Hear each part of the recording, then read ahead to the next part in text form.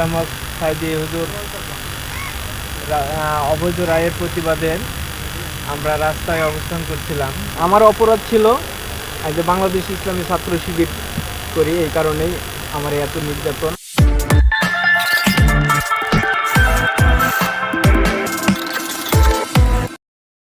আল্লামা সাইদি হুজুর অবৈধ রায়ের প্রতিবাদে আমরা রাস্তায় অবস্থান করছিলাম। এমন সময় সকাল 8:30। আমরা বুঝতেই পারি নাই, হঠাৎ করে 6-7 প্লাটুন পুলিশের গাড়ি এবং র্যাবের গাড়ি, বিজেপির গাড়ি, বিভিন্ন বাহিনী, লাঠিয়াল বাহিনী, ওনারা অতর্কিত এসে গুলি করে। গুলি এক পর্যায়ে আমার ছিটানো গুলি আমার এই পাশে ঢোকে।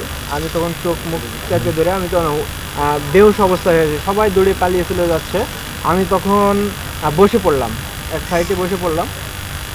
পুলিশ এসে আমার হ্যান্ডকাপ পরায় পিছনে হাত বেঁধে হ্যান্ডকাপ পরায় ফেলে, একে টানে নিয়ে যায় কলার ধরে। কিছু দূর যাওয়ার পরে 50 গজ হবে, আমরা যাওয়ার পরে ছাত্রলীগের ছেলেপেলেরা, যুবলীগের ছেলেপেলেরা দৌড়ে আসতেছে, কেড়ে নিয়ে আমার মারধর শুরু করে। এক পর্যায়ে একজন কুড়ালের মতন এখানে একটা কূপ দেয়, এখানে একজন কূপ দেয়, এই পাশে একজন কূপ দিয়েছে। আমার হাত পিছনে হাত আছে, হাতে পিঠে বাড়ি দেয়, মানে বাড়ি দেয়, হাতগুলো ফেটে যায়। তারপর এক পর্যায়ে যখন ওরা ফেলা রাখে, আমার মারতেছিল। মারার পর এক পর্যায়ে একজনা বাড়ি দিচ্ছে, এখানে হবে দিয়ে, এখানে বাড়ি দেওয়ার পরে আমি বেহুশ হয়ে গেছি। এরপরে আমি আর বলতে পারবো না, ওনারা অনেকক্ষণ পিটাইছে। মনে করছি যে মারা গেছে, ওই পুলিশের গাড়িতে উঠায় হ্যান্ডকাপ অবস্থায় আমার ব্রিজ থেকে ফেলা দিয়েছে।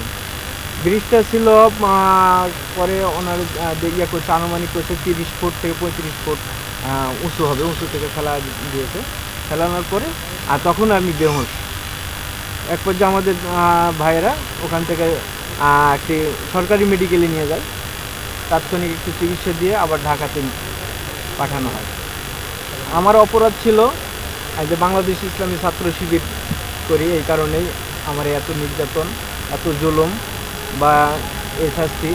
আমি পড়াশোনা করতাম, 2013 সালে আমার ফার্স্ট সেমিস্টার ছিল, মাস্টার্স দিতে পারি নাই।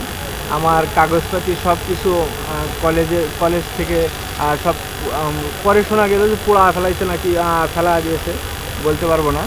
পরে শুনছি আমার 2 বছর পরে আমি পরীক্ষা দিতে চাইছিলাম, আমার পরীক্ষা দিতে দেয় নাই, পরে আর পরীক্ষা দেওয়া হয় নাই।